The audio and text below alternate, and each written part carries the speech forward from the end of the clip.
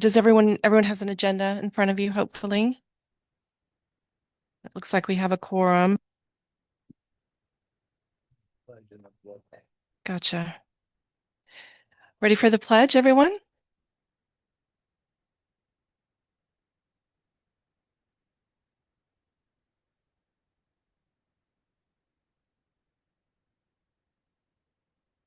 I pledge allegiance to the flag, to the United States of America, and to the republic for which it stands, one nation, under God, indivisible, liberty and justice for all. I say it the original way. I could say it in Latin, but it's in English. I'll go ahead and. That's the hard part, getting up and down. I just don't know why we have to say it at a committee meeting. I found it odd. So we'll just do a quick roll call. Jennifer Stevens here. Gabby will take it. Yeah, I can Oh, do it. you'll do it. I forgot. Sorry. You're good. Jody Jansen, Katie Cuss, Christine St. Yeah, Christine St. John, Cassie Sitchie, Here. Jennifer Stevens, Here.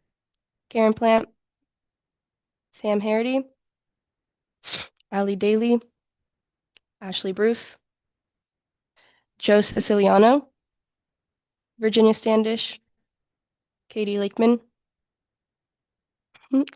Francine Romalia, Jeff Kurtz, I am present.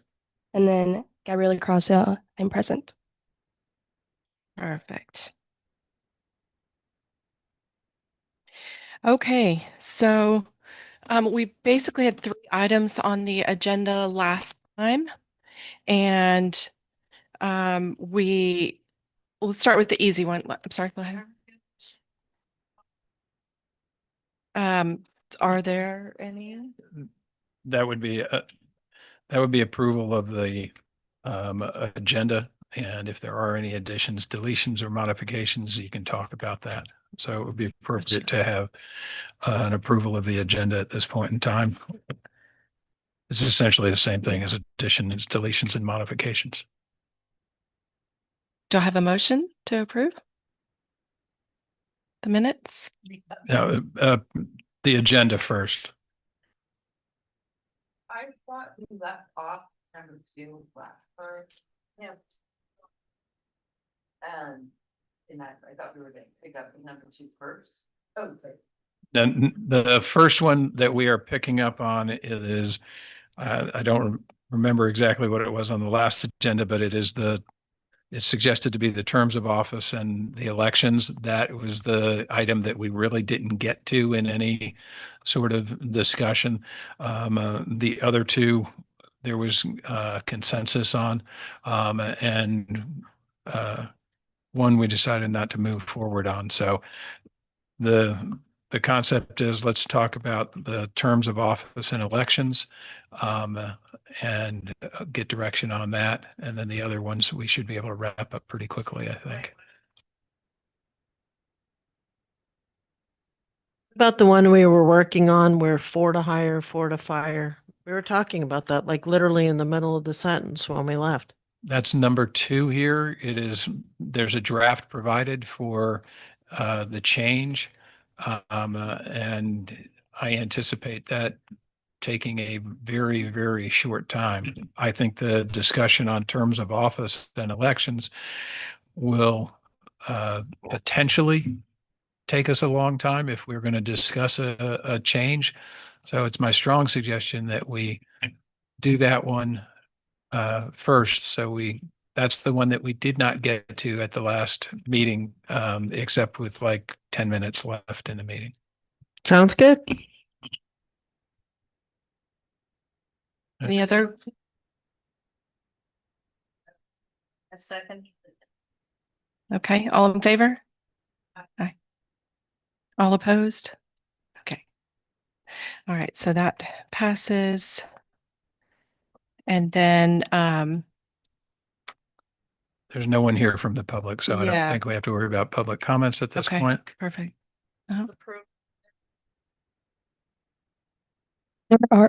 There are no minutes this time. I was out sick last week, but by next meeting, I will have them for you guys. I promise. Thank you. And no public comments, nobody here. Okay. So let's move to the regular agenda. Discussion of the terms of office and elections. If you'll recall, the issue that we're just generally discussing is, do we want to move the election cycle to where it's every other year in even numbered years, or do we want to keep it in every year, basically, which is what it does now? There were a couple of years that there weren't, but for the most part, it's an election, almost every year. And then if we do want to move it to even numbered years, because we'll get better turnout potentially, and the cost is less. I mean, there are some good reasons to do that. Also, some disadvantages to doing that in that we may have to go to longer terms, like a 4-year term. I think it would be. Did you map out the 2-year term, Cassie? Yeah. Wi- To even decide if it's worth trying to do it, we generally have to realize, there's a lot of sort of math and moving around involved. If nobody wants to even move it and just leave it the way it is, then we can take a vote on that and move on. But I'm happy to hear a comment on your thoughts on that. If you wanted to go to a 2-year term and you wanted to not have an election every year, I think the way to do it would be having all 5 members elected and during the same year, and then you'd have all 5 skip a year and everybody out there. That would be the only way that I could see 2 years working. If you went to a 2-year term and you did a three of them one year and 2 of them the other, obviously you're going to have the potential for an election every single year, and I'm not sure that you've accomplished much in that circumstance. If you wanted to see fewer elections and more time for council to work together without the pressure of an election, the easiest way to do it would be to go to 4-year terms and have elections every 2 years. Getting there, it'll take some steps, but my suggestion is we talk about it from a conceptual standpoint as to where you want to end up. If you wanted to maintain the 3-year terms, but you didn't want to have an election every single year, then the easy way to do it is to restructure one of the seats so that you would elect 3 councilperson 1 year, 2 council people another year, and skip a year. So there was a sheet that was produced, and it was based on Christine St. John's suggestion that we should go through the history of the elections. I've got that for you here, and it shows the history of the elections. The bold names mean that they won the election, or that was the year that they were appointed. And when you go all through this, there have been 3 elections of the 19 potential elections where there was no election because there was only one qualifier for one or both seats. 2 of those, I think, occurred in seat 5, which is the seat that stands alone and doesn't have anybody going there. There is a question in my mind, and maybe some of you might remember back to 2008 when Dennis Lip, who was a member of the original council, and then he was elected in 2008 for a full 3-year term. But I don't have information as to whether he was opposed or unopposed. Otherwise, I think this is pretty accurate as to the history on things. And it shows that somewhere between 75 and 80% of the time, you're going to have an election, the chance of an election that year. There's always going to be a seat open, but there are circumstances where there's only one qualifier for a seat, and they automatically ascend without the necessity of an election. Does anyone have any questions about this or kind of generally? Go ahead. I did the original one and I included, I'm sorry, Yeah, go ahead. oh, excuse me.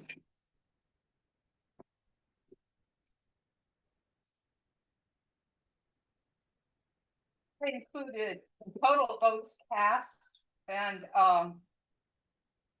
one point I noticed, and Jeff just said between 75 and 80% of the time, there is an election, which in my mind, it's 25%, there isn't. So the cost of the election could be theoretically decreased by 25% if you're talking about, oh, we can't do it because we can't afford it. And that's pretty sad if that's the excuse for any election.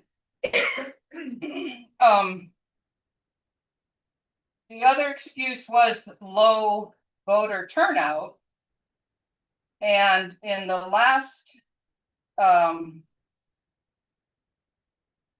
presidential or national election, there were 650 votes. And in the 2021, our own election, there were 720. So that just proves that theory that we have low voter turnout. So I could go on for another couple of things, but Anyone's arguing that they're or trying to argue for it. The council wanted us to look at it. And so we were weighing the positives and the negatives to the various elections. Traditionally, the negative is that in the off years, there are less voters. Certainly, if you have information to the opposite, we absolutely want to hear that, because then this may all be a moot point, if that makes sense. But nobody's sort of advocating for it, though, I don't think. So go ahead. answer that question. When there's a presidential election, usually we have a higher turnout. Statistically, we always have a low turnout. So I don't even think that's a valid argument that increasing it is going to get a higher turnout. But that's what I'm saying. Nobody's arguing that, giving you the points in general. Mhm. I don't think extending it, expanding, waiting 2 years for an election is going to increase the voter turnout.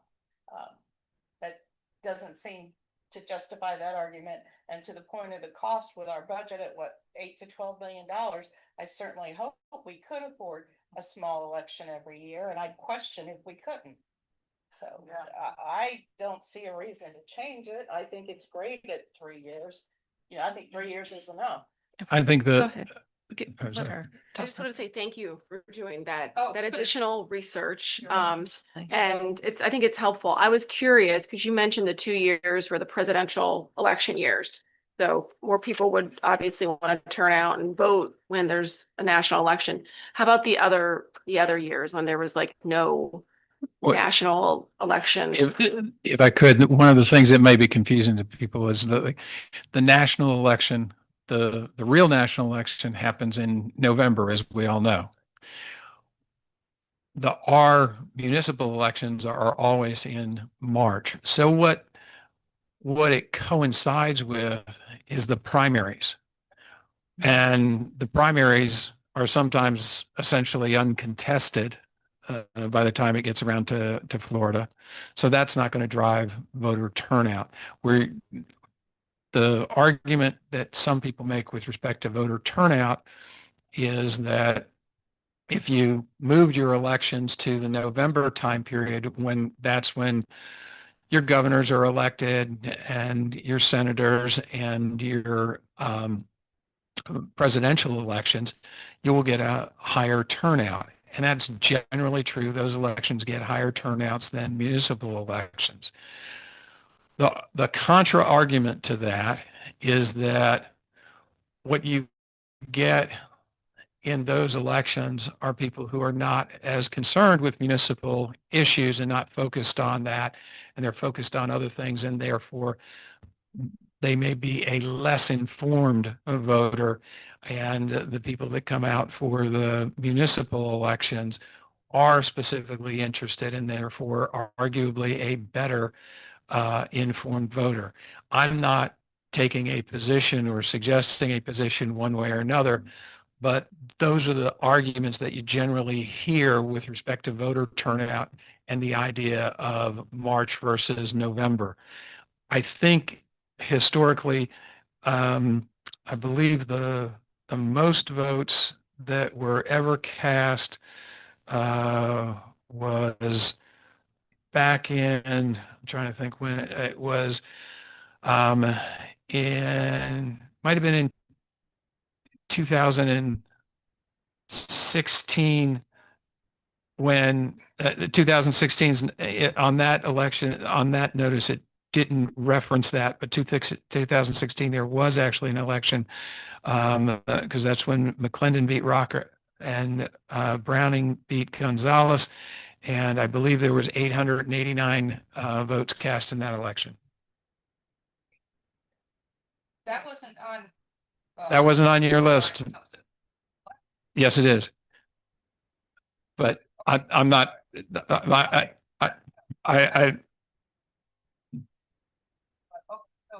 But that's I went back over and I did check all those things, and it was that was the largest number, and I think I do think your information has it. I think the lowest number of votes we ever had was like 350.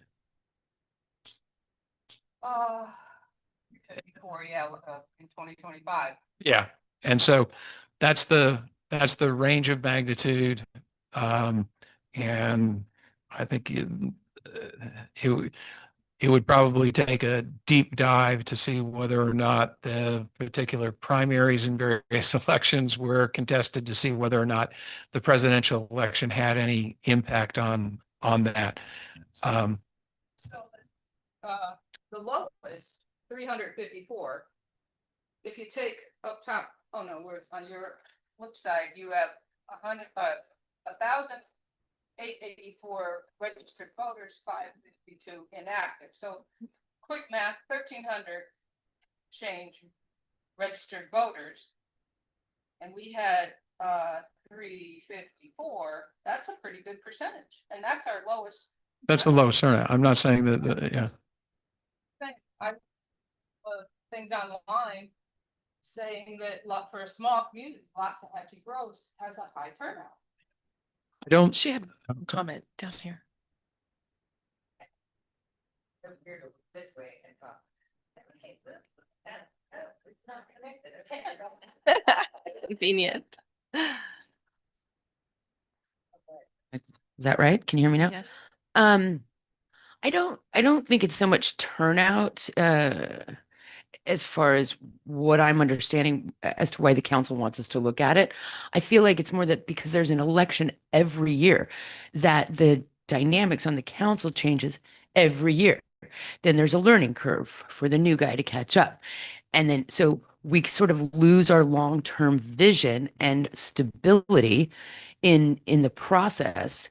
And I think that in considering a longer term limit would help for us to, see projects through, as opposed to somebody getting cut off in the middle, then they got to learn again, then they got to catch up with the curve, then I feel like that is more the drive for a longer term, not so much that more people are going to vote. I mean, I like that people vote. I like that we change council members, but I personally think because there's an election every year, we're just spinning. We do a lot of spinning after every election, and then it's catch up, and then we move, and then guess what? Here we are. Now we're going to start campaigning, and then so those are cost savings. I don't think it's a question that we can't afford it. It's why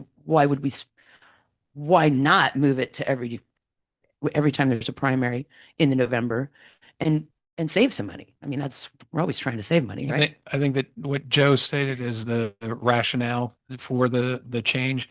That is the primary rationale. Because you get into the situation that she described where you have people coming on board, and then you move right into budget, and they haven't had much of a background on what is been happening or the rationale for certain decisions. And then right after you get done the budget, you have this little time period. And guess what happens on November 12th or something along those lines? It's qualifying for the next election. So this year, there will be 2 seats up for office, and you'll have, people get into that mode. And basically from December until March, the council's in a different dynamic because they are running for office. And I've been around municipalities since 1986 in a representational capacity. And there is a difference between how people react and what gets done with a pending election versus the remainder of the year. That's the primary argument for a change. If the committee doesn't buy into that argument, then make the recommendation for no change. But it's not the argument, I don't think, is based on cost so much. There's approximately, I think we budget about $20,000 a year for an election. As Virginia pointed out, $20,000, while real money, is not the make it or break it with respect to our little municipality. We have enough money to have an election every year. It is the issues that Joe brought up. That's the point of consideration on which I at least think you should make your recommendation one way or another. People will vote in this town. To counter that, there's a lot of repeat offenders on this list. And as far as catching up, I think everybody is on the ball, so. I'm sorry. Curve as far as what happens in council, it's what's happening at the moment. And sure, I mean, yeah, there are quite a few people that are here regularly. It doesn't take away from the fact that if they want to continue, they're going to go into campaign mode. And so that, in my opinion, I've seen it happen. Then it changes their priorities as far as what gets done and fiscally responsibly, or what gets done, kind of waving the flag.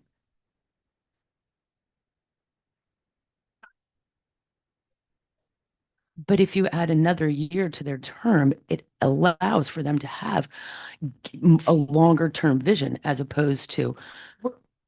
Real quick, we're not necessarily saying add another year to their term, because there is a way in which we could keep the 3-year terms and just switch it around a little bit to where you have an election 1 year, an election the next year, and then you skip a year and then election. So that would be sort of an in-between thing. Otherwise, we would have to move to 4-year terms, and then you could go to every other year with an election of 3 and then 2 every other year. I see some head shaking. Tell me what you're thinking, please. Tony? I'm liking the 3-year term. The 4-year, it just leads to 8 years for somebody. I just think it's too long to be comfortable. Okay. The 2 years is ridiculous because it takes a year to learn what you're doing, I think. And then you only have a year. So I think the 3 years good, but I do like have the year off where you don't vote. And is Karen right? Katie, I'm sorry. Oh, Karen, my head. Tell me what you were thinking. You were shaking your head too. Okay, perfect. I just want to make sure you had an opportunity to talk. Go ahead. So I would like to direct your attention. I don't know if it's gonna work, I'll try, let's see what happens. Could have been Chris Charles.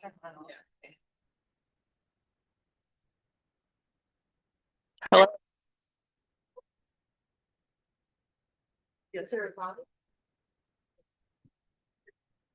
it- Okay, is that better? Okay, so on page 3 of our agenda, under item 1. Excuse me, this is page 3, yes, page 3 of our agenda. Page 1 of the issue, under the potential alternatives include, I'd like to start with number 2. And maybe we can kind of eliminate some things to get to where we're trying to go. So number 2 says have all 5 council seats up for election at one time, discussion needed on length of a term, but obviously such a system could work with any length of term. It seems that would be utter chaos. We're talking about learning curve, doing things. So it seems like number 2 is utter chaos. And again, I apologize. I don't know if is this just discussion or motions or? I think we can just discuss for right now, and then we can, kind of sort of take a vote at the end. Okay. And if anyone thinks that number 2 is a good idea, which to clarify, it's to have all 5 seats up for election the same year. Does anyone think that's a good idea? Let's start with that. Okay, so I think we can rule that one out. There's no support for that, so that's easy. So number 2 is that leaves. Excuse me, on number 1, number 1 is incorrect. The last couple of words and 3 seats in year 3. It should be only 1 seat in year 3. That's correct. That there was a So to reiterate on the number 1, it should say the current system of election every year with 3-year terms and 2 seats selected in year 1, 2 seats selected in year 2, and 1 seat in year 3. Yeah, it's a 2-2-1. Election every year. So go ahead. So Ca- 1 is our existing system. One is our existing system. So it's number 1 versus number 3. Well, There's there's also number 4. But I think we've already, let's look at number 4, which is the expansion of the length of term to 4 years. Is anyone in favor of that? Okay, so that we can rule out number 4. So really, we either need to keep it the way it is, or we need to go to 3 seats 1 year, 2 seats the next year, and then no election the 3rd year. Make sense? Yeah. So we either we keep it the way it is, or then at least every 3rd year, there's no election.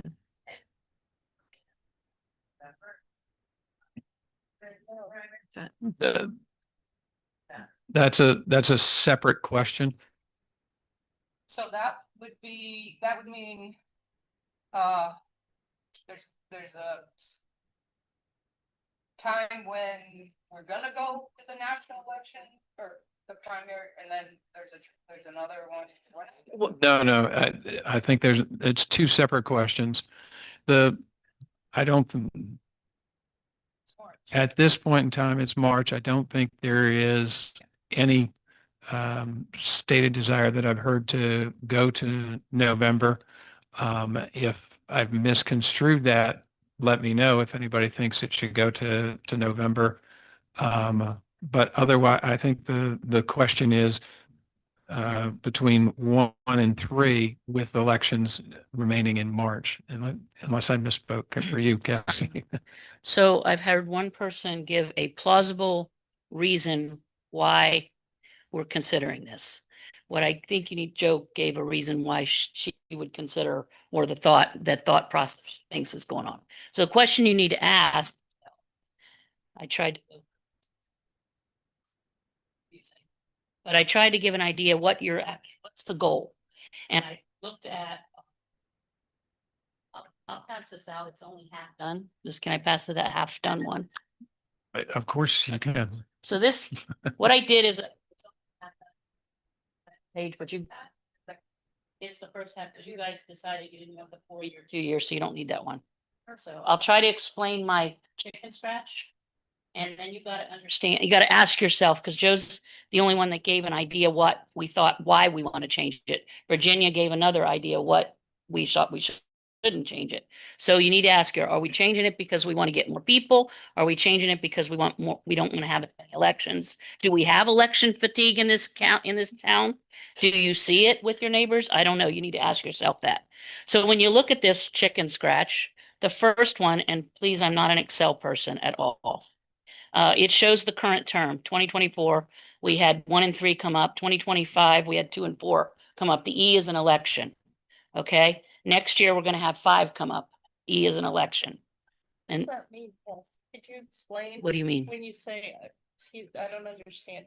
One and Oh, three, there's their what- seats. I'm sorry. I'm sorry. I think I'm ADHD. Okay, the seat number. So I did the seat numbers, 1, 3, 2, 4, and 5. So I'm trying to show you how it works. Basically, I'm trying to show you how it's distributed. That was my goal. How many elections each year? And if for some reason, like 2 years ago, we had a majority in that some people weren't happy with.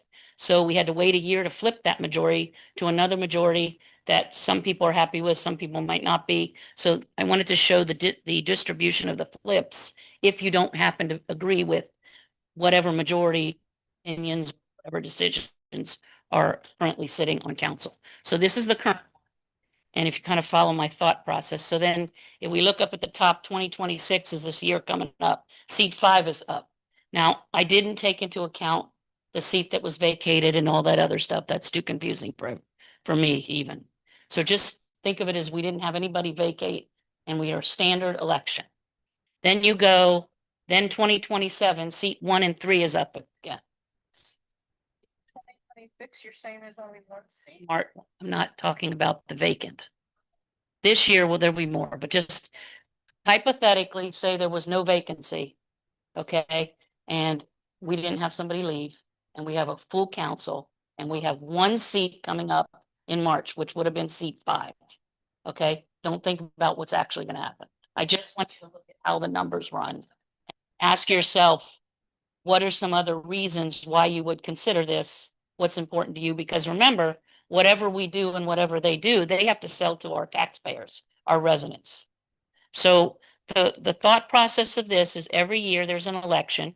So you got to ask yourself, is there election fatigue? Do you see it with your neighbors? Is that something important?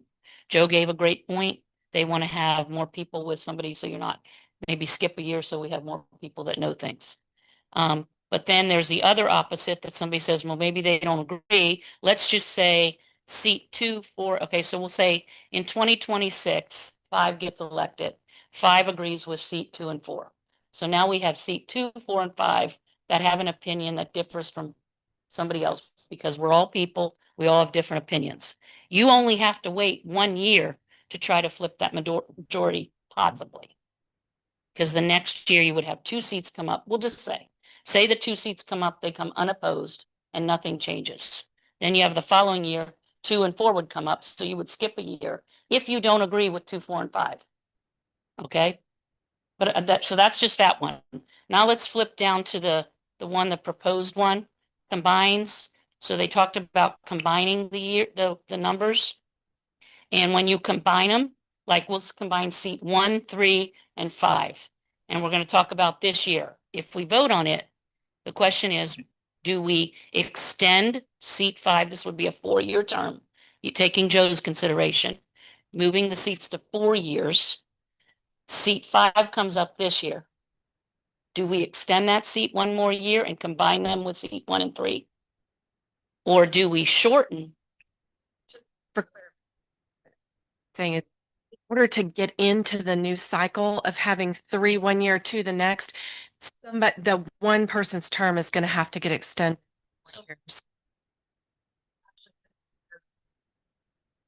The person elected in that seat is only going to be there for 1 year because of the vacancy, the perfect time to do it if we're going to do it. And they'd actually be here. So that's just the seat, but the point of that little one, the second one with the 4 years, is you're looking at election every other year, which was brought up. There is a 3-year flip if you don't agree with whoever's in there and you don't like it. So think back to the different elections we've had, 1 2 years, one year. I think we've already ruled that out. So the question is, instead of a 1 year to change, maybe Christine doesn't like who's up there right now. So she needs to wait 1 year to go out and really campaign or maybe run, because she wants to get in the seat. Whereas if you do this 4 year and you combine the odd number seats, you're looking at a 3 year flip and an election every other year. That was my point. Don't get into the old numbers. I'm gonna confuse you because my point being is either an election every other year and then a 3 year flip, if you don't agree with who's the majority, or an election every year evenly distributed with a 1 year if you disagree. And we just took out. I don't think the math's right either. Sorry, Cassie, because we've already ruled out the 4 year. So it'd only be the 3 year. There's no way to mathematically. Yes, a 2 year option. We have We number took one that and out. number three. No, we took number, I thought we No. took number two and number four off. Now, I'm not talking about seats, I'm talking about on the agenda. Well, number one is what we already have. Right. And number three is 2 year. Like, not 2 year. Yeah, I think with respect, here's where it comes down to in the end. If you wanted to consider the change and you're going to keep the terms at 3 years, you're going to have a situation in which 3 people are elected for one in one cycle and 2 people are going to be elected in another cycle. Depending on whether the voters are, thinking I'm voting for a team, which you don't know, you might have a situation where you've elected 3 like-minded individuals, and for that 3 year period, if they remain like-minded for the entire time period, they combined will have the power. Okay. No, So- well, yeah, but I mean, for most decisions, that's what it be, and they would be the operating majority. Now, that's got a couple presumptions in there that you voted in a team and that the team sticks together. I'm not going to comment on how that has worked here or there or anywhere, but I think you understand that those things don't always last that long. And then the other thing is that you're thinking, well, that the 2 people are necessarily on the other team. It could actually be a situation, I don't think it's ever happened here, but it could actually be in a situation where there were 2 team members, if you will, and they got joined by 3. And you've got a very solid super duper majority. I think what it really comes down to on this, and I'm saying this because I don't think you should consider so much the outcomes and how people will or will not vote, because this is totally hypothetical at this point in time. And you don't have any idea whether or not these teams are going to be in power. And, we don't have people run by party and all those kind of things. So you guys make the decision. So it really comes down to whether or not you think the current system is working just fine, or you want to interject what would arguably be a little more stability, so that people could get things done because they would have those interactions in place and they would know each other better. Virginia, to your point, number 3, you're right. It says every 2 years. There actually should be a number 5 on here. And the number 5 there should be another choice, which is really the one we're considering, which is to have 3 seats 1 year, seats the next year, and no election the 3rd year. No, that's what this is. No, that it says 2 seats. It says It's changed to no, 2 years. it says have 3 seats elected in one election and 2 seats elected in another election. This would eliminate having an election every year unless you combine Gotcha. Okay, that so with it's the change to eliminate the two. the 2 years. So Take out the election and- unless. and this would be regardless of if you went to a 4-year term or a 3-year term, you would have that alternative. So on a 3-year term, you'd have elections 2 out of 3 years, not all 3 years. Isn't On a 3-year term, every you 2 would years, have elections every two, you'd have 2 out of the 3 years being an election year. so I'm gonna throw a monkey wrench in, but isn't there also a way to eliminate the 3-2 possibility by having one of the chairs rotate? I know I read it, I was reading it last night, and I can't remember the town that does it. But it basically it rotates. So it's 3-2, and then seat number 1 falls into this one. So There is a way to do it. that seat 5 has a term of 3 years in one election cycle, and the next election cycle, it has a 2-year term, something along those lines is what you're talking about. Yeah, exactly. It would No, rotate, the seat would rotate. Okay. Well, but I've never seen it. I'm just thinking about the theory. I'm But sorry, because I had it all printed out and then forgot. I think there probably is a mathematical way that you could have that occur and you could do rotation of seats. And so, but I think it would come down to a combination of 3s and 2s. Okay, I mean, I'm just saying if there's a concern that 3 is going to run the train off the road. Sorry. Right. Go ahead. Okay. Okay. By this, it seems like it's 2 or 3 issues. So the first issue I'm saying is, do we want 2-year terms, 3-year terms, or 4-year terms for our elected officials? And I think we've already ruled out that we want 3-year terms. No, that you Y'all- do want 3-year Right, terms. we do. Everybody said they don't want 2 and they don't want 4. So the next 3-year terms is what we're going. So what is the next question? So the next question would be, do we just leave it the way it is? Or do we change it to where there's 3 1 year, 2 the next year, and then no election the 3rd year? And then the next year would be 3 again, and then 2, and then no election.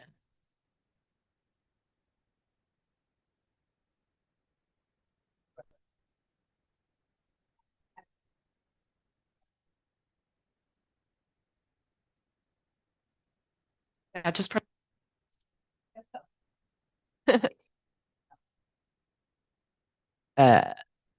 Yeah, what she was saying, well, recommending to the council to at least consider of 3-year, 1 year, 2 or 2 seats the next year, and then no Number election 3. in the 3rd year.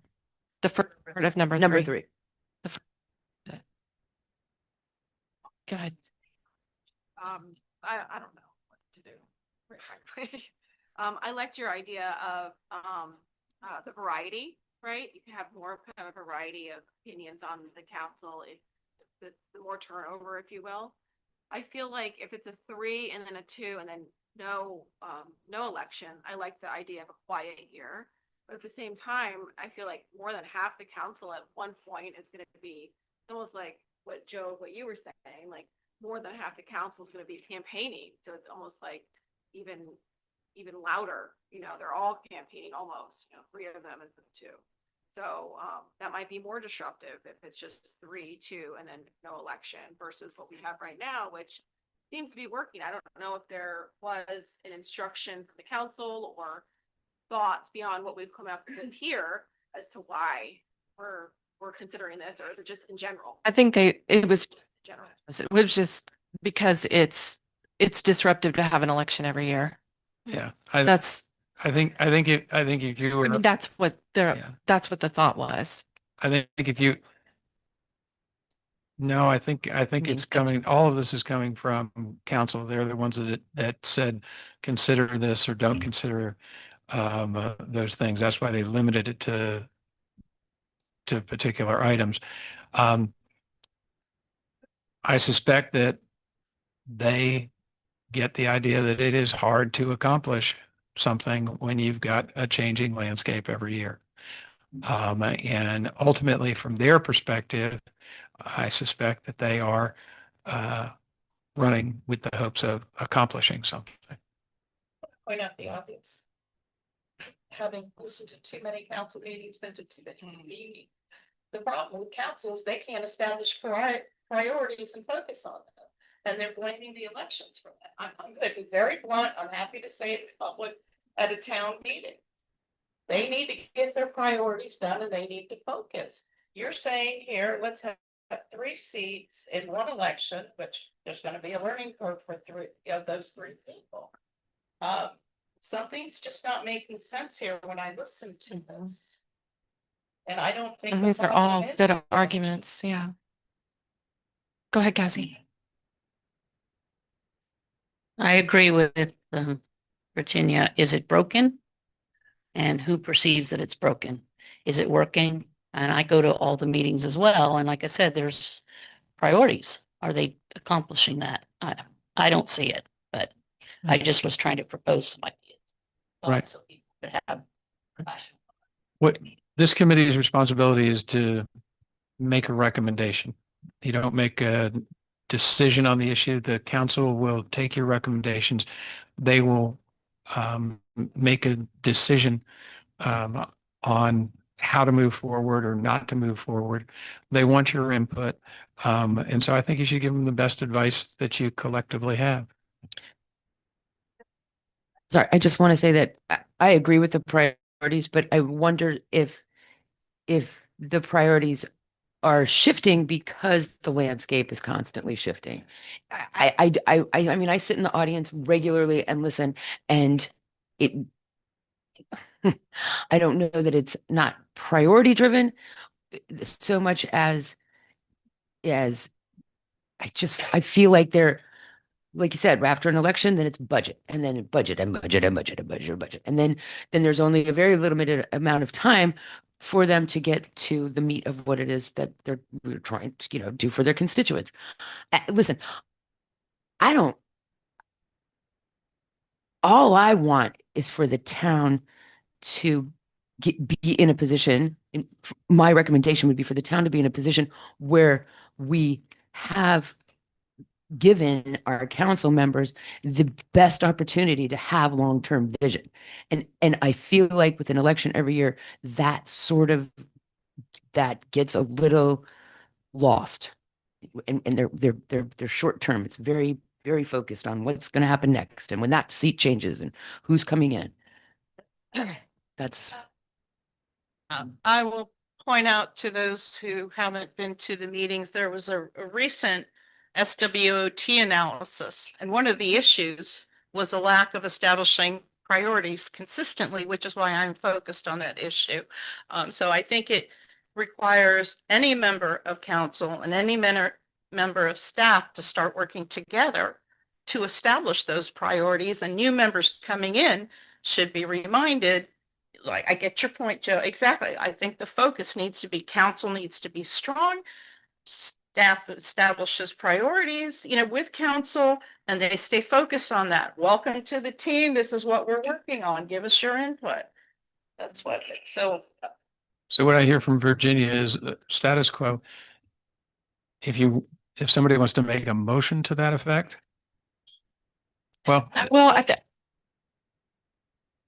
Any seconds to leave it the way it is? Second from Cassie.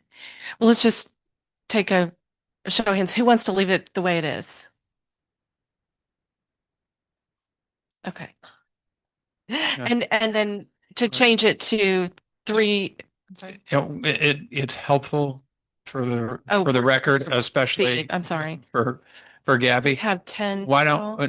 don't we do a voice vote on, there's a motion to maintain the current election cycles with 3-year terms.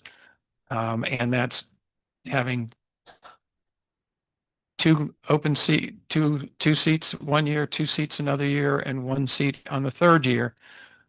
There's been a motion by Karen Plant. I think it was seconded By Cassie Suchi. by Cassie. And so now, Gabby, if you could do roll call, that'd be helpful. You vote yea or nay on the issue. Jansen, or Not here.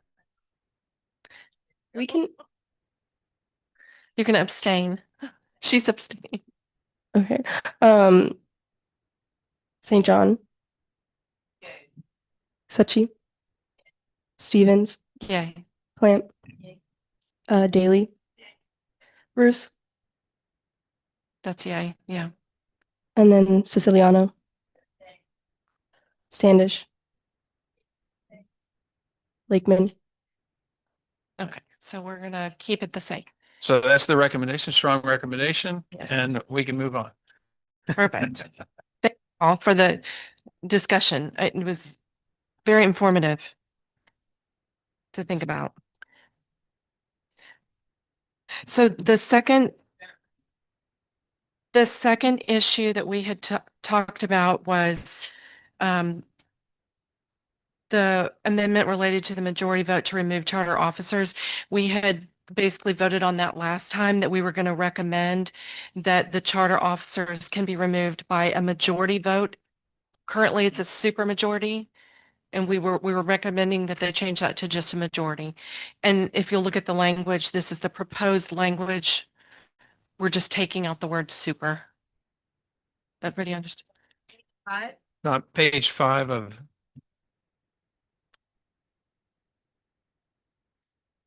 So we had talked about this last time and basically voted to take out the super majority to remove a charter officer. Make sense? and so I think that was the direction that I received at the last meeting.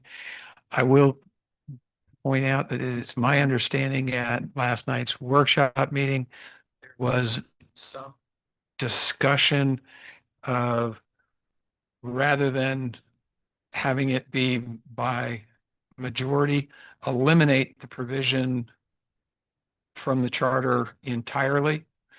And that would then leave it to the council if they wanted to have a situation. All right, let me back up just so you understand.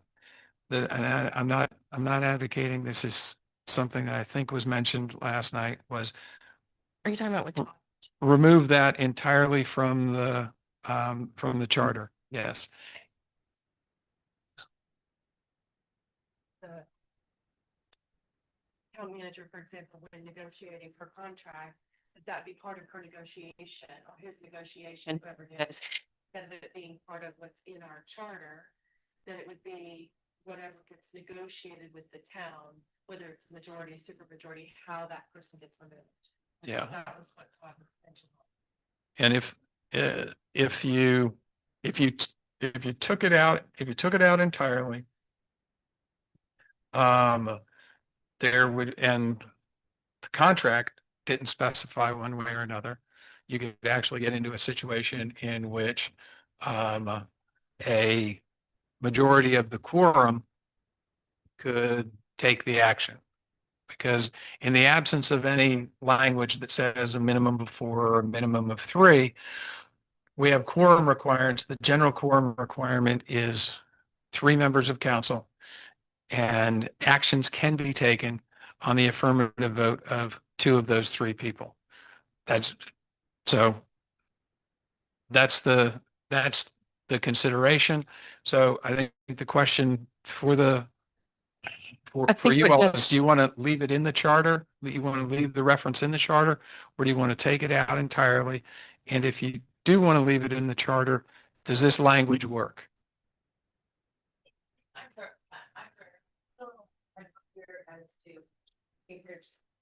If there's a quorum, then an affirmative could be just two, Right. then Yeah. then I suggest we leave it in the charter. And one other thing, I think we should strike the word only in this too. Charter officers will be removed from office by a majority vote. You don't need the word only. Sorry. I agree that you don't. My need- grammar. I think that this is an important provision. I mean, there are a lot of thought goes into hiring, charter officers. I think a lot of negotiation also goes into that. So I don't know that just, 2 or 3 people showing up to a meeting Right. or that's not fair, I don't think. I would say leave it in, and if the so Mike, I guess my question would be, the charter officer is free, right, to negotiate stricter or no? This is No, what it is. in the charter, they're In not. the charter, They can't they put- negotiate. They couldn't go to anything other than that's in here. And that's the issue with all things in the charter. And we'll talk about it a little bit when we get to the next item. What we're essentially doing in the next item, and this is, I think we got the direction correct, and thank you to Jennifer for assisting with the ordinance, but it goes to this point, We're not moving on. and I'm not He's just moving on. I'm just making a relating point it. that if you have something in the charter, you have to follow the charter. So what we're proposing in the next item is, in the charter, we're going to say the rule is going to be set by resolution or ordinance, which is the same thing as if it was not in the charter. So does anyone want to? Take that out. Let me back up really quickly too. One of the other things that was mentioned last night during the meeting was to have there's other than just the city or town manager to be a charter officer. Right, correct. So where we would add in the town clerk, for example, would be a charter officer.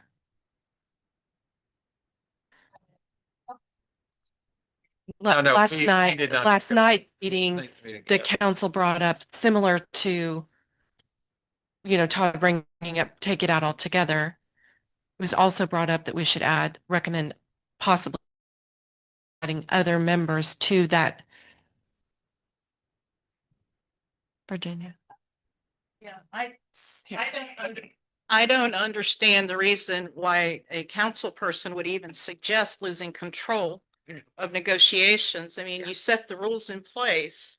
And I realized there was this what I think flippant argument made was, oh, if that rule's there, we won't get many people coming. It's always some excuse or some reason.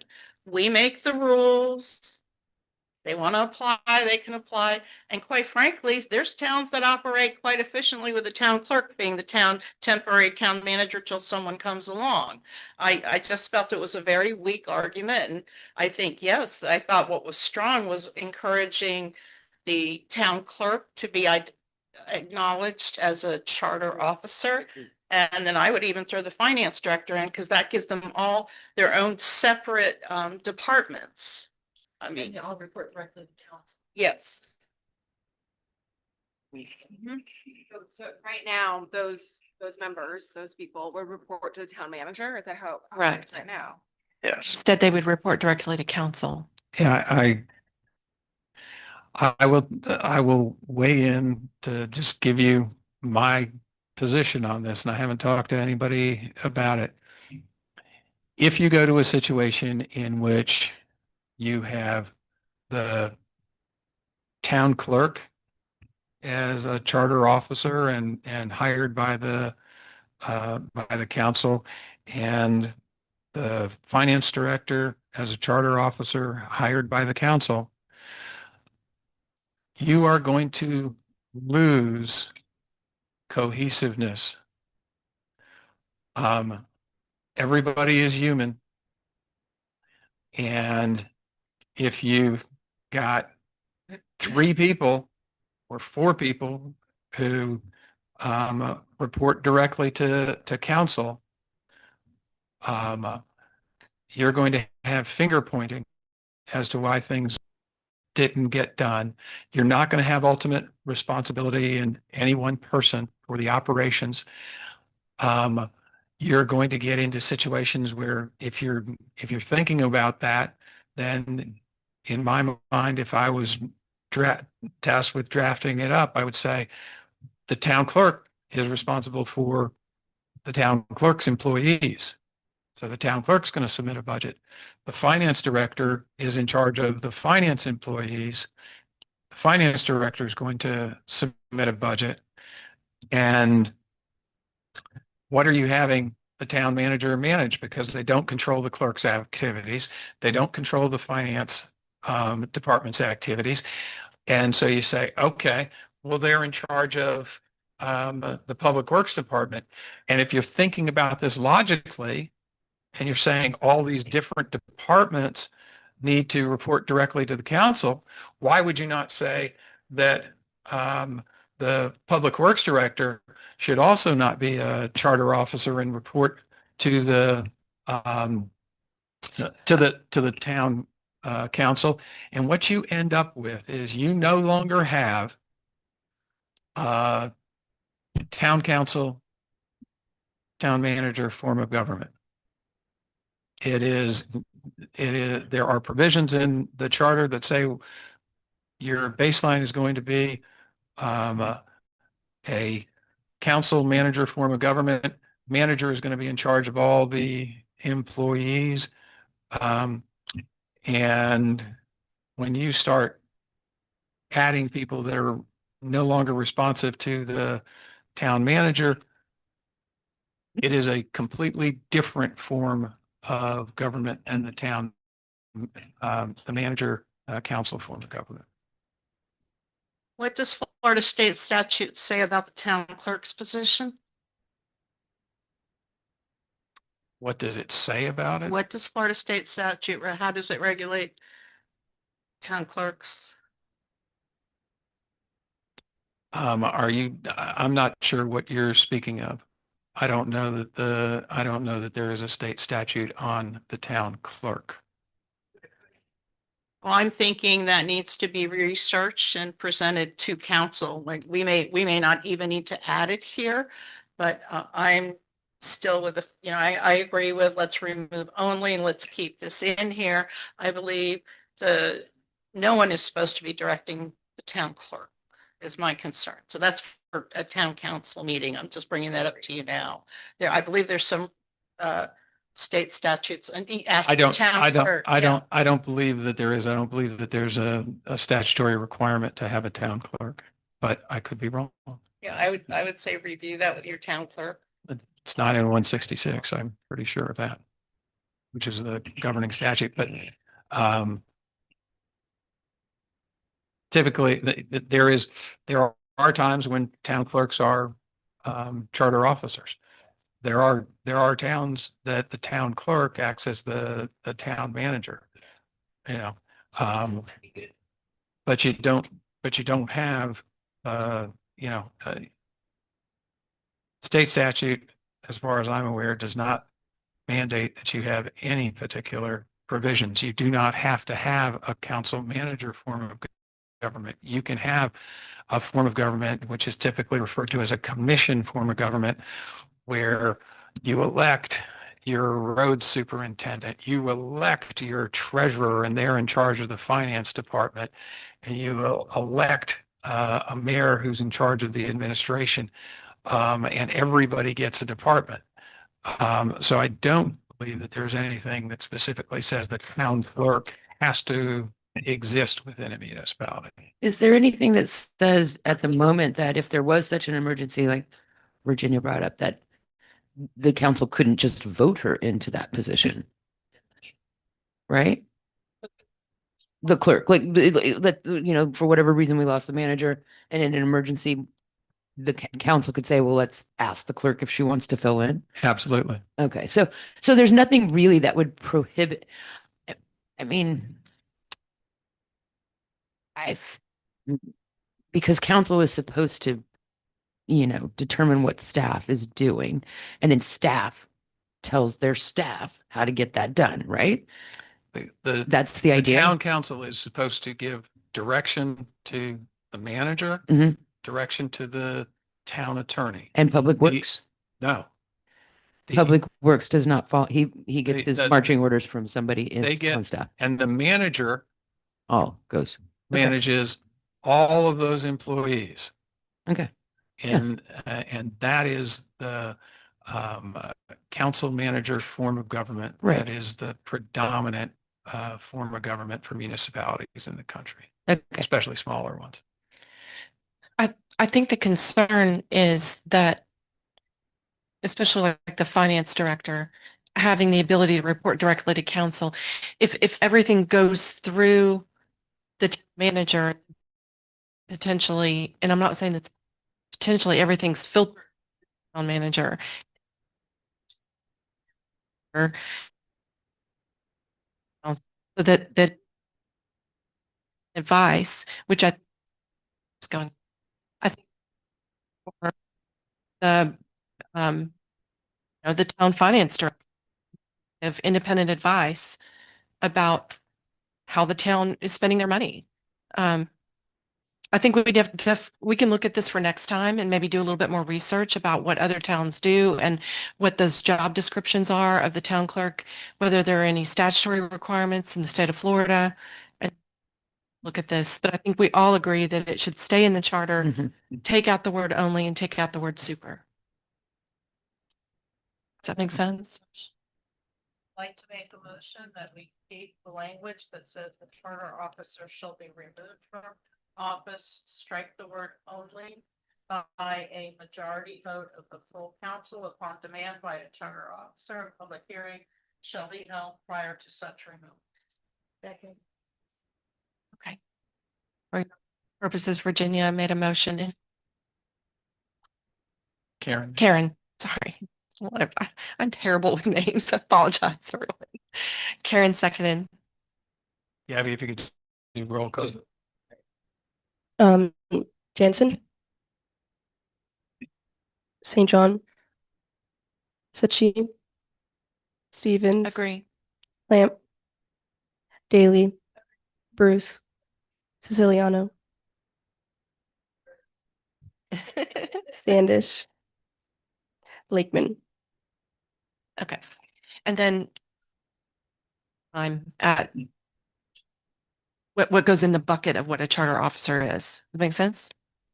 Well, by next time, that would be up to the council to give direction as to whether or not they wanted you to continue. I think we've resolved that issue. Right. I just Um, had heard last night that they wanted us to look at that. So If they direct us back, we're going to be really running short on time because November it'll be a short issue then, at 18th is least. going to be there. So we'd have to have like a special meeting on the 5th or something. Anyway, we'll talk about that. Let's see what we got.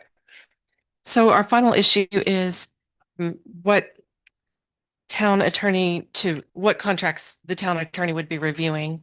And I think if I recall last time, we were in agreement to at least tweak the language. Right now, it basically says he has to review everything, Right. which from the standpoint of just having been a town attorney before, and don't think of it as Jeff, think of it as an outside firm charging $500 an hour. Okay. Because that's what could be happening. Do we want them to review every single contract and every single transaction? And Virginia, you want to say something? I think from last time, it sounded like we were in agreement that, okay, yeah, we don't want them to review everything, but we want them to review the important things. And so then we have to determine what are the important things.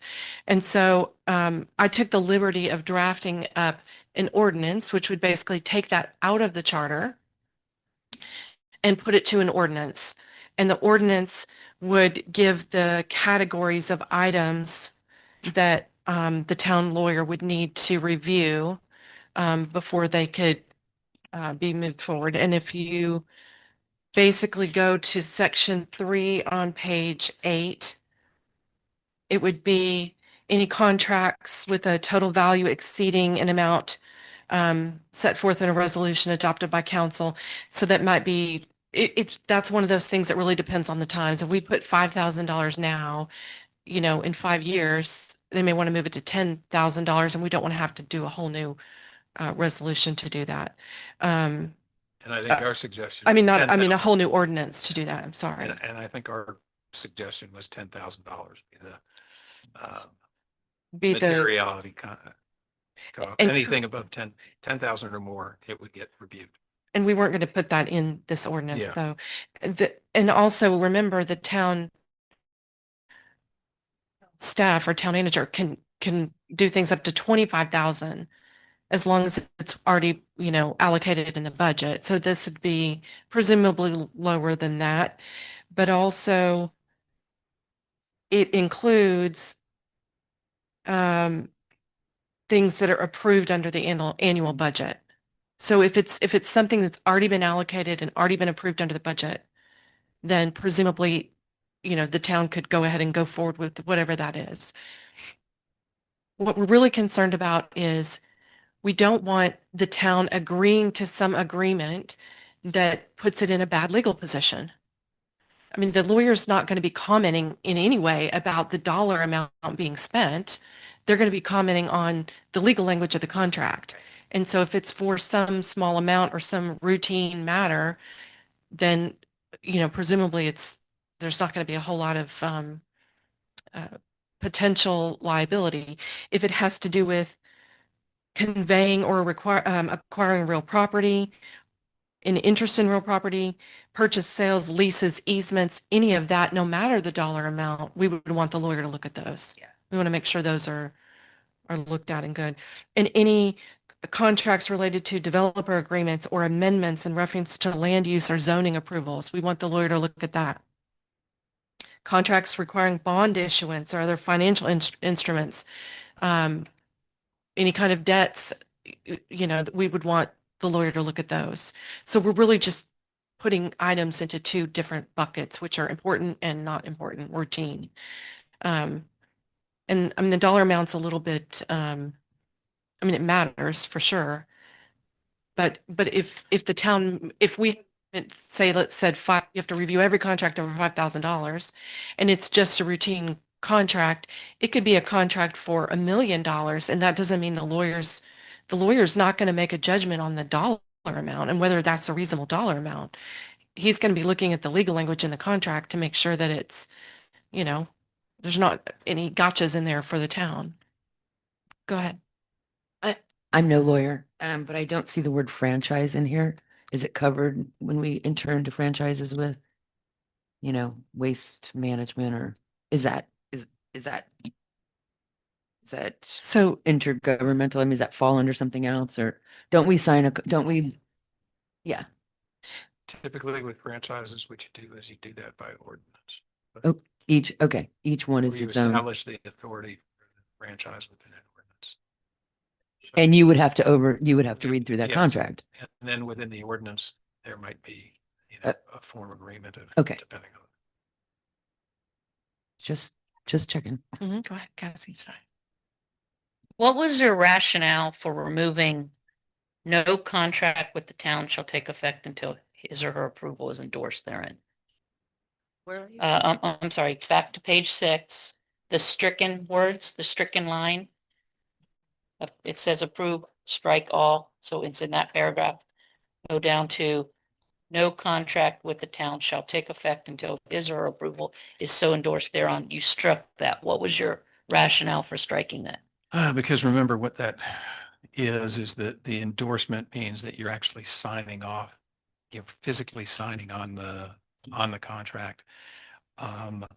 And number one, we didn't want it to apply to all contracts, didn't want to have to physically sign the contracts. And I question the legality of that kind of provision as to third parties.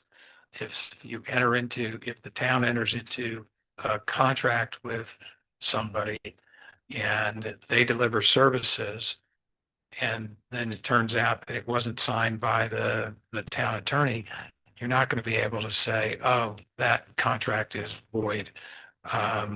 So Is it, I aren't you, think- aren't you I conflicting, I think it is not signing, but approve? endorsing this. That's Okay, what what that if you says, take endorses. What I, So my thing was no contract, What- just take endorse. So what you're saying is approve form and correctness of all these things that you were the resolution. right, And you're saying here that it's not gonna, it because can take effect even though you haven't approved it yet. because that provision says, and shall endorse on each his or her approval of the form and correctness thereof, no contract with the town shall take effect until his or her approval is so endorsed. So that all goes to the endorsement. The approval of the form and correctness of the contract still has to be there. No contract will take effect until it's approved by you. Does it not need to be? That was my question. We need to put that in there or not? I have to agree. No, It complicates the whole issue. I don't is the think I problem. don't think it's enforceable, but you know, because I've seen situations where folks have entered into contracts and then the lawyer on the back end has said, oh, well, we didn't endorse that one, and you go like, what? Well, yeah, but so with respect to the approve the form and correctness, there will be a form contract that would be out there, and Well, not necessarily and- always a form contract. There could be yes, it- no, but contract. well, That just yeah. means how it comes over in this form. right. Well, yeah, and I'm also thinking about when we have form contracts out there for professional services or something along those lines. Like and standard and contracts. it does not rise to the level of the materiality. They're using that form. The form is approved. Don't need to review the business aspects of that. Virginia. Okay, so I have 3 questions, and let's start with forms. Because as we all know, there's plenty of boilerplate forms out there. I work in real estate. I am always told the only person that can change this contract is the other party or their attorney. So there are times where the attorney must review a boilerplate form. Oh, yeah. Yes. What's in the ordinance? Okay, If is it's more than a certain No, value. no, no, okay, fine, that kind of leaves wiggle room for a lawsuit, but, the next question is on page 6, in the area where there was strikeout, it says, and shall endorse, hold on, Bruce, sorry, my eyes are, and shall endorse on each his or her approval of the form that's struck. My question is, the town has many forms. Who's reviewing these forms that they're legally correct? We talked about this last time. When the forms are reviewed, we want to know that the town attorney, I would think anyone would want to know that the town attorney has reviewed that form for legal sufficiency to be used by town staff. And is there somewhere where you put your, not that you have to review every form, but just saying, I have reviewed this form and it can be used as legally sufficient? Or are we having, my final concern is, are we having the unlicensed practice of law by staff members? And that's a huge, No, that is a huge concern for me, because here on page 7, delegating routine contract approvals to designated town staff. So my question is, under Florida law, kind of like where I asked you about the town clerk, when is it they are acting as attorneys? And when are they not? I think you came up with a great example. You're a real estate agent. Right. You have the FLABAR form that you fill. Yeah, you get the form and you fill it out. But we know it's been approved by attorneys. It's been approved by the attorney, but you fill it out. Something. You execute that contract, or you fill it out. It does not necessarily go to the buyer or the seller's attorney, because this is a standard form. And I, as a real estate agent, understand this form well enough that I can help you fill it out and The you put your, blanks. and you put, yes, the blanks.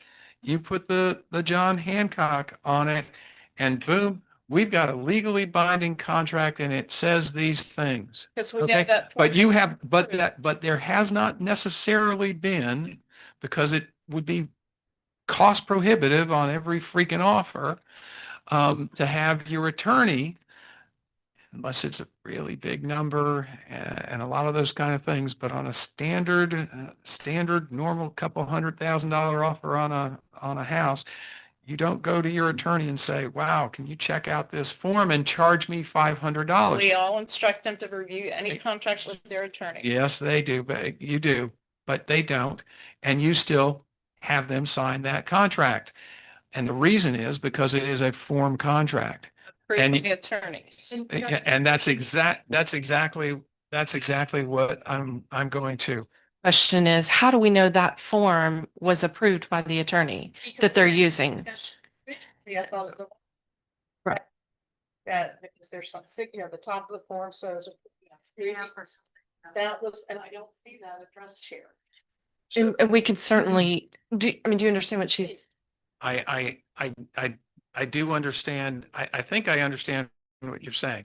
She's- You're Contract. you're perfectly okay if on the form contract, we have, You, the attorney. yes, I am. On purchase. has been approved by town As council, approved by this town, form? the town attorney. Yeah. Well, No. I mean- She's referring it to the SEL instead of the CIL. Make sure they're. Yeah, No, it's a fair question. It's a fair and lackadaisical. It's Right. fair. Now we're getting to. the nitty-gritty of and things. that's why we've left it in the language that says approve the form and correctness of contracts, bonds, etc. Town is concerned. It's gonna, on the, Talking about standard. Yeah, so Town attorney, whoever it is, has approved that form to be handed to a town president. And whatever is on there, that town attorney has approved that form to be used, and somebody in our staff is not practicing law. Are you asking like practically, like where are the approved forms housed? She's, right? Wants to make sure there are forms that have been legally approved for use. Okay, like on the right, website or that would be something. distributed through my office, those kind of things. But that does not mean that I'm going to, you don't need the language in there. I mean, that's what it means by approve the form and correctness of contracts. Yeah. yeah, It's so a he, whole harmless contract. yes, Yes. and he's gonna approve the form and correctness of it. And just, so you're saying, I just want to make sure, you're saying here and now, this covers everything this town, every legal document this town would use. No, There are certain with the, there will be, there's a purchase order that, is approved that for the majority of contracts is going to be there, but I don't physically have to, nor my predecessor had to physically approve that purchase order and sign off on that.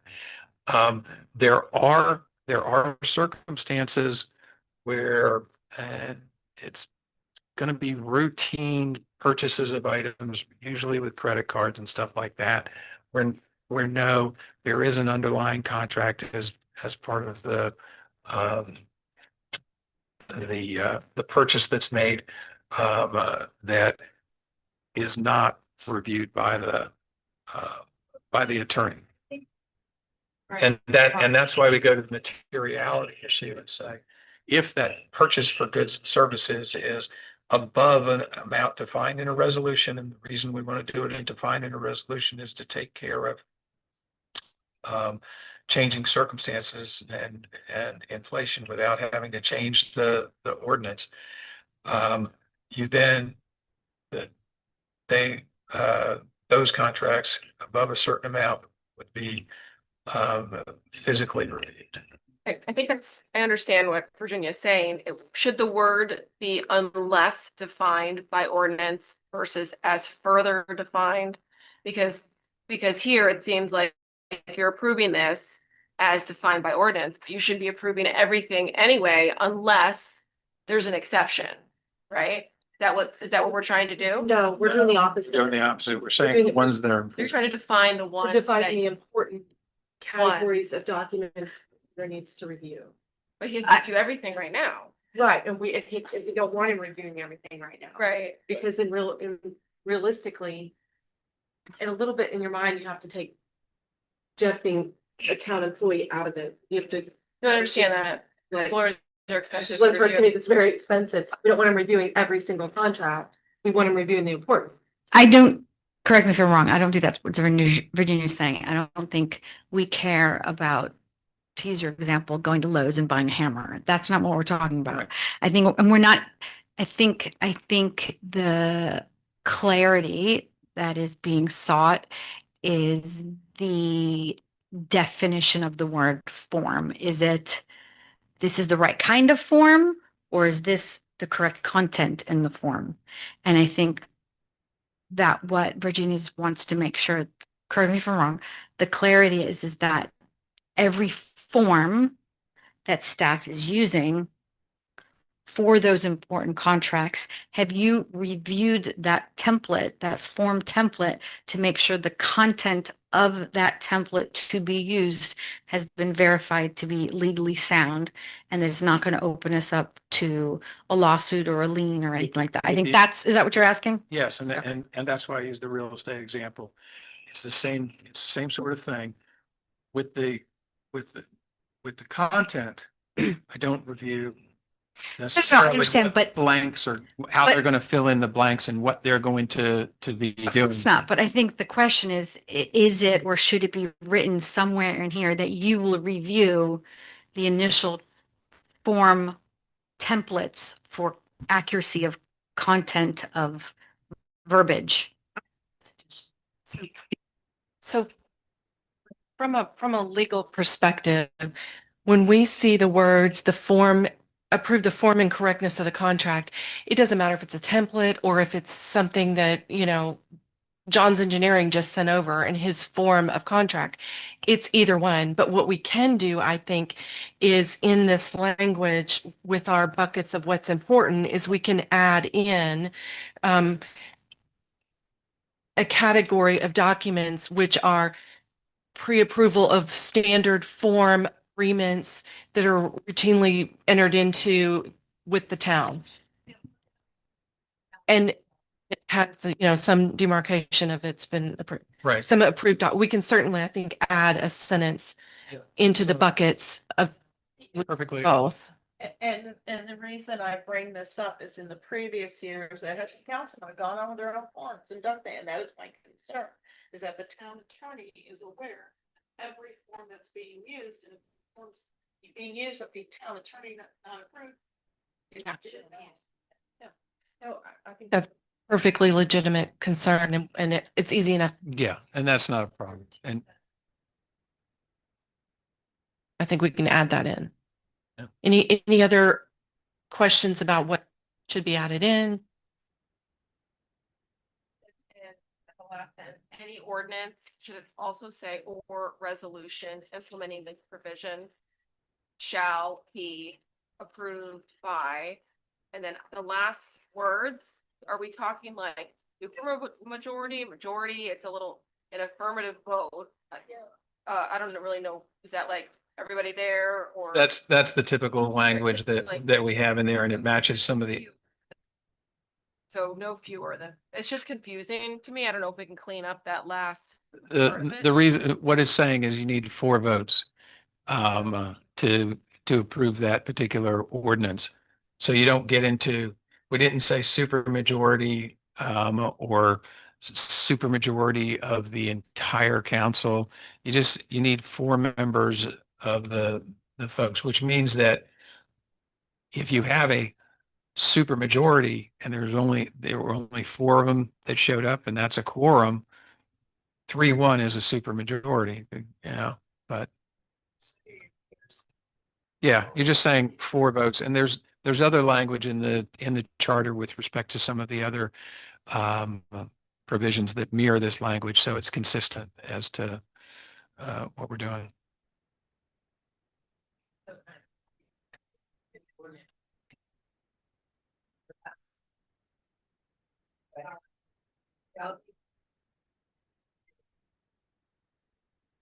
Of the entire council.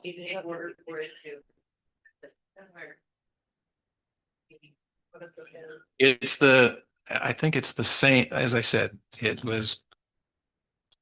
it's the same language that we have for some of the other 4 vote type things. And so one of the things you want to do in a charter, now I think it's crystal clear that you need 4 votes, not 3. But you don't, as much as possible, where you're trying to get the same point across in a charter, you want to use the same language. So somebody doesn't get in there and say, well, why did they say would there and shall there? And try to make an argument when the whole thing is, yeah, it's 4 votes that you need to approve that. And what that's doing is saying is that there's going to be not just consensus, but real consensus on what needs to be reviewed or not reviewed. Cassie. Okay, I just had concerns. You talk about similar. Say it says members of the full council, because otherwise you're saying whoever's there. So that implies that if there's 5, there has to be 4. But if only 4 show up, there's 3. And if but it should be full council, because that's Not. If I go back. But I had one more question. Is it easier? Because you're talking about buckets and listing. The whole crux of the problem is with these contracts is these insignificant things. I'm sorry, I'm just generalizing. Page 8, when they list the buckets. So the whole crux is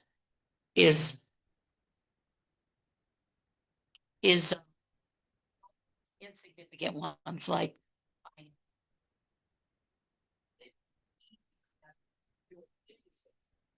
how can we be assured that you're covering all types of contracts, issues, or forms, or whatever?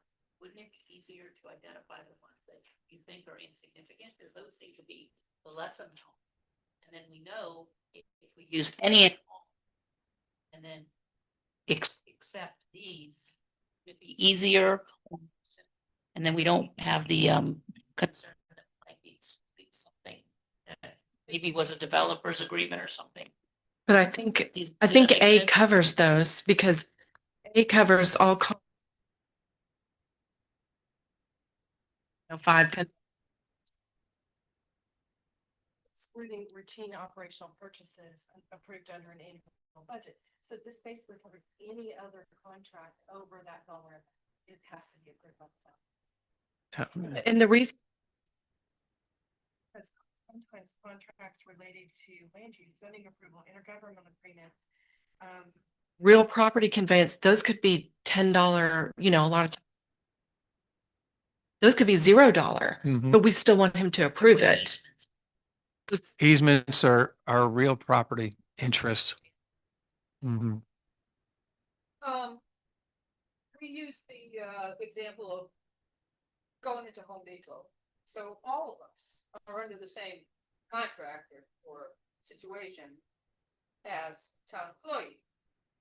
If you sign up for, let's say, AOL service, and you get the little thing before you can get past whatever, with all of us facing that same contract. Is there anything in contract law or term that means like specific to the town, or, is that? No. There's every contract is a contract. Right. And that's what we're saying. And I think you want to talk about the things that you want to review. And not the oddball situations. The oddball situation, the really oddball situations that might not be covered somehow in here, probably somebody's going to ask and say, "Oh, can you take a look at this?" Don't make the assumption that, people are going to do something wild and wacky and crazy and just go, "Okay, that's not on the list for the attorney, so I'm not going to have him review it." The opposite is I think the reality of the situation when people get nervous, they want the attorney to look at it. And this doesn't say that the attorney is not going to review things. This is saying the attorney has to review these type of things because we can see some level of exposure. The attorney can review. Anything and They're not if it's prohibited. requested. But they must review these things. Yeah. We are. Staff. Well, No, but I'm saying if staff has a thing that comes up and they're like, should we have the attorney do this or should we not? That's what makes that decision. Well, they need to look at the ordinance and see if it's into one of these buckets. If it's over a certain dollar amount. or if they're not sure, they go, town attorney, do you need to review this or not? That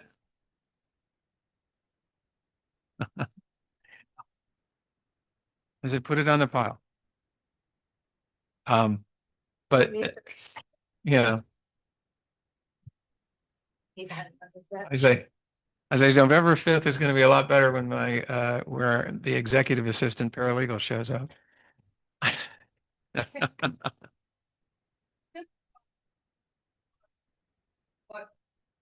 What should be changed? I'm totally confused. No problem. I'm just going to review back. So originally, every. Must review every, must review every contract and must sign off on every contract. If it's for $1, if it's for $1 million, they have to review everything. And that's not logistically, practically, in any way, financially feasible. So what we're doing is taking that part out of the charter, pointing the charter to an ordinance. And that ordinance is basically going to say the town attorney is going to review these different types of agreements. Anything over a significant dollar amount to be determined by resolution, which the town council will do a resolution. So it'll be maybe 5,000, 10,000, whatever they come up with. And we can make a recommendation to that. So he's going to review anything over that dollar amount, no matter how, what kind of contract it is. But then even if it's under that dollar amount or for no dollar amount, if it has to do with real estate transactions, intergovernmental transactions, bonds, debt servicing type agreements, leases, easements, those he's going to approve. And then we're going to add in one more bucket into this list, which is he's going to basically have a list of form town documents that are attorney approved, such as purchase agreements and whatever else would fall in there. We can put some examples in. So are you asking them to take the language that town attorney, that any contract out of the charter? Or are you suggesting that can say that the town attorney, like, look at the contract set forth in ordinance, Correct. Okay. Correct. There still would be language. There in would the still charter be that language in said- the charter, and the new language would say approve the form and correctness of contracts, bonds, and other instruments in which the town is concerned as further defined by ordinance or resolution adopted by the town council. Any ordinance implementing this provision would have to be approved by an affirmative vote of no fewer than 4 members of the town council. So that's what the new charter would say. And it would point to this ordinance. And this is the proposed ordinance along with the one other item we would have. Make sense? Why wouldn't we just leave it in the charter and then say with these exceptions? Well, you would need to put the exceptions in the charter. Would be just pretty much A, right? Because that's what we were talking about before. It seems so much. That's what I was trying to better, ask. in my mind anyway. I don't understand why we need this whole ordinance. It wouldn't just be A because B doesn't fall within A. If you just have A, then that means if it's a real property transaction for $0 or less than the dollar amount chosen, then it wouldn't be included in that. That's why we need the different. We need to cover these different areas. Well, And you there- said with these exceptions, It is a lot harder to change a charter than Right there, ordinance in the event we think of another bucket or we come up with something else. Which it's a lot easier to do that in an ordinance than it is to change the charter. and creating it. right, and That's why dollar amount even in the ordinance, because that amount can change easily. and one of the things about all these charter amendments is, you do want to keep it simple and not complex, and that's the problem with listing everything in there. Because if the council approves it, that doesn't make it a charter amendment. It has to go to the voters. The voters are going to take a look at this. And they're going to look at it quickly, and it's going to be up to the influencers in the community, which includes the council, to say this is a good thing or a bad thing. And that's how typically these things get done. If everybody goes into the level of detail that we're going into, it's not going to pass. There's no way it's going to pass. And so, there is something about keeping it as simple as possible. And if you stuck all this item that's in the ordinance in the charter amendment to kind of try to explain it, I think you end up wasting time. So person. What led us to this point that all of a sudden we had this issue we're concerned about a hammer for blows? Was that I'm just being so. But we've been in town since 2006, and we've never had a problem in all those years about all these, because this language has obviously been in there since we were in town. So what led us to being concerned about having to make it, what you say, more easily changeable? Because people started asking about very particular types of, whether there was sign-offs, and then you got into the discussion when Glenn was the attorney as to, well, what does that include? And the reality was that no, Glenn had not signed off on all purchase orders and those kind of things. He hadn't reviewed it. Nobody expected him to do that. He didn't expect to do that. And so what you get to is when somebody's going to look at that charter language and say, are you adhering to that charter language? Are you adhering to the literal interpretation of that charter language? The answer was no. And so we are loosening the legal version verbiage. So we're having it be practical. In general, what I'm saying, and it's all of us, as we have to be able to make that people understand what caused this to change. Is this something because there's a lot of lack of trust in government anyway? So what caused that? What is the protection that we have? Because I think that's everybody's concern, is the protection of our town. So those are going to have to be arguments that you relay to council, so that they can relay it to people, so that the people understand. Yeah. Because I'm confused even sitting here, and then she brings up something, it's like, what's caused all this? So that's my. It's concern. because Just it as a gem. I think what the problem is, you're all reasonable people. And you go, of course, Jeff doesn't have to, or the town attorney doesn't have to review a $50 purchase at Publix or a $200 purchase at Lowe's, or any of those kind of things. And no, we don't really want him to specifically review the repair contract, when they're putting new tires on the truck, all those kind of things, because that's stuff that everybody does every day. And of course, we don't go to the lawyer and ask for that. But the language, when you understand what contract is, covers all of those things. And so I understand it's difficult for you because you're going, that's not reasonable. And you're viewing it with a reasonable or rational perspective. But the charter doesn't say, well, except all that stuff that we, understand that nobody's going to have their attorney review. And because, and that's why I said, in my experience, the majority of charters don't include this language. Some of them do. And it's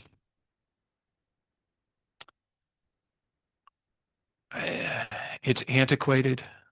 It goes back to a time where there was snail mail and you could think about things, and nobody thought of the very particular language. They're thinking of contract in the sense that you would think of a contract. There's a document that I need to have my attorney review.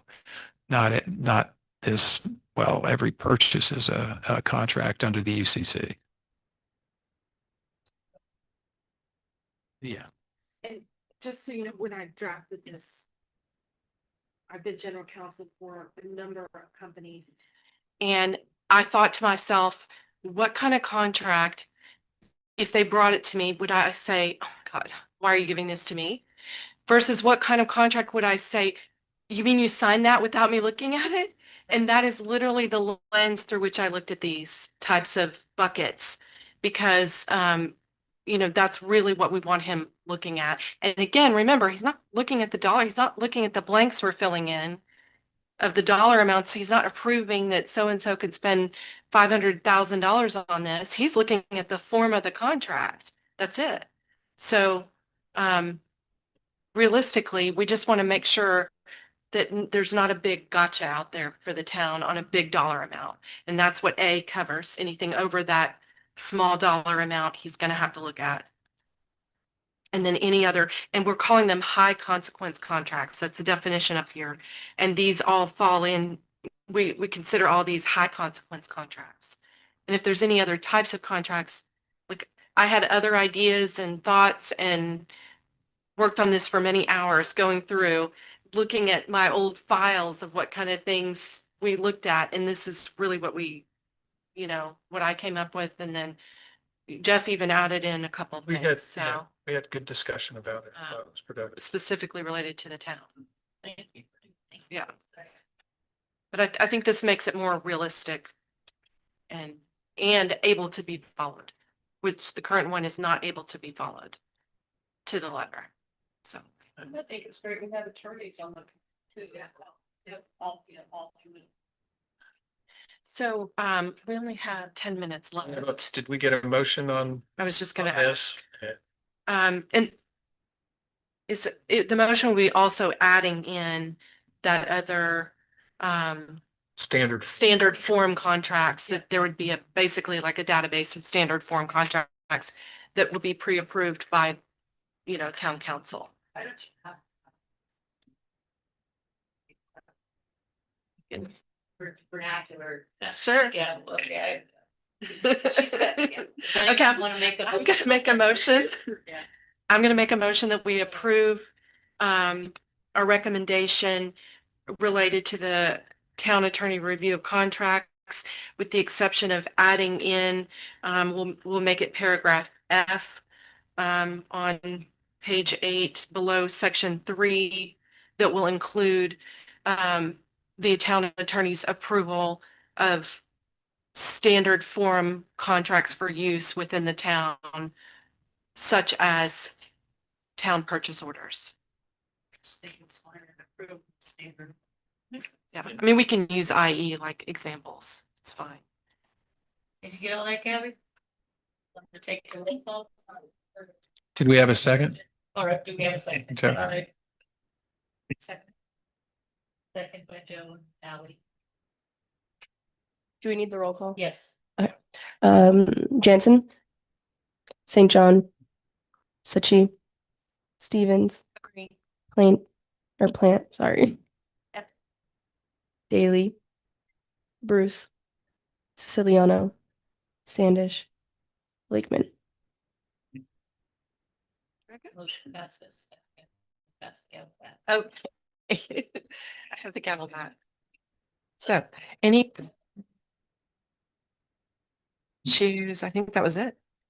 I think that's it on the confirmation of the next meeting date. I want to say, I think you guys have done a great job. I think we have wrapped things up. And unless the council directs us to come back and look at any particular issue, I don't think there is a next meeting date. If the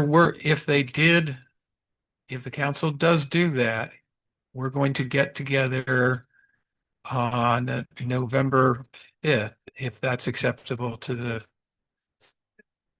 There's, you guys finished up. I don't think there is anything for you to do. And that's why I'm very thankful and appreciative of the work that you have put in. I think you all did a good job.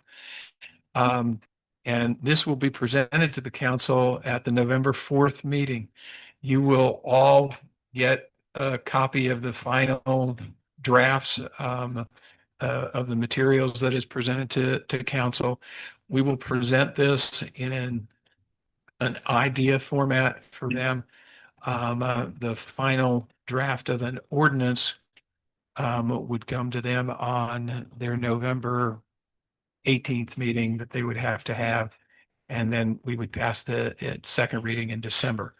What we are proposing to them is 2 changes.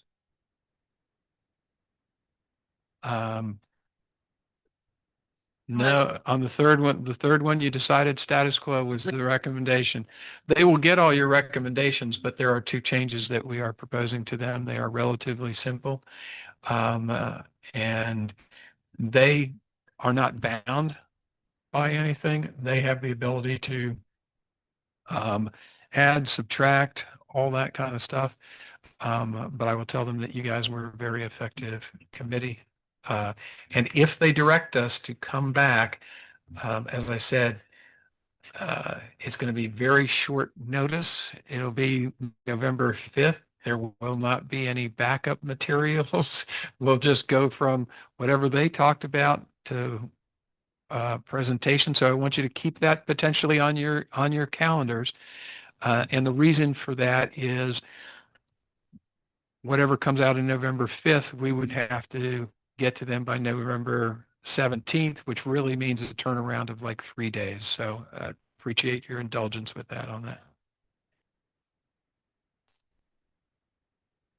Oh, sorry. Housekeeping. We could do subsequent. You do like. Aye. Must we convene? You're the town attorney, just, I'll throw it out there. Yeah, I'll think about whether or not approval of the minutes is really necessary. We have an obligation to keep minutes, but I don't know that they have an obligation to have them approved. In this circumstance, that would be probably my recommendation. What I would suggest on the minutes is that the clerk's office circulate them. And that You all can make the individual comments, not a group comment, but individual comments on the minutes to the clerk. The clerk can then, if there are suggested changes, they can either say, oh yeah, that's absolutely right, I remember that, or they can go, all right, let me go check because all of these things are recorded, and produce the minutes. And I do not think it is a worthwhile endeavor for us to get together. Yeah, because since, you know, and if we have the November 5th meeting, obviously you'll have an opportunity to do that. And if I end up thinking about it some more and decide that you have to reconvene, I will buy pizza. Okay. Motion to adjourn.